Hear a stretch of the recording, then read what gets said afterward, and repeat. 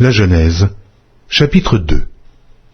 Ainsi furent achevés les cieux et la terre, et toute leur armée. Dieu acheva au 7e jour son œuvre qu'il avait faite, et il se reposa au 7e jour de toute son œuvre qu'il avait faite. Dieu bénit le 7e jour, et il le sanctifia, parce qu'en ce jour, il se reposa de toute son œuvre qu'il avait créée en la faisant. Voici les origines des cieux et de la terre quand ils furent créés. Lorsque l'Éternel Dieu fit une terre et des cieux, aucun arbuste des champs n'était encore sur la terre, et aucune herbe des champs ne germait encore, car l'Éternel Dieu n'avait pas fait pleuvoir sur la terre, et il n'y avait point d'homme pour cultiver le sol. Mais une vapeur s'éleva de la terre et arrosa toute la surface du sol. L'Éternel Dieu forma l'homme de la poussière de la terre. Il souffla dans ses narines un souffle de vie, et l'homme devint un être vivant. Puis l'Éternel Dieu planta un jardin en Éden du côté de l'Orient, et il y mit l'homme qu'il avait formé.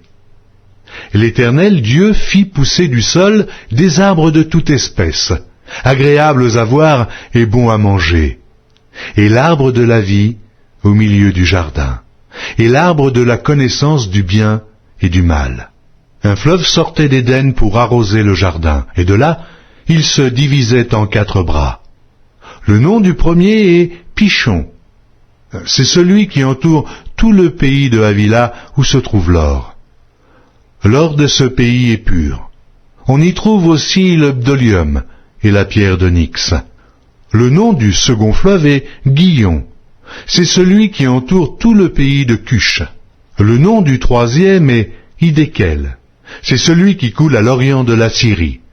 Le 4e fleuve, c'est l'Euphrate. L'Éternel Dieu prit l'homme et le plaça dans le jardin d'Éden pour le cultiver et pour le garder. Et l'Éternel Dieu donna cet ordre à l'homme.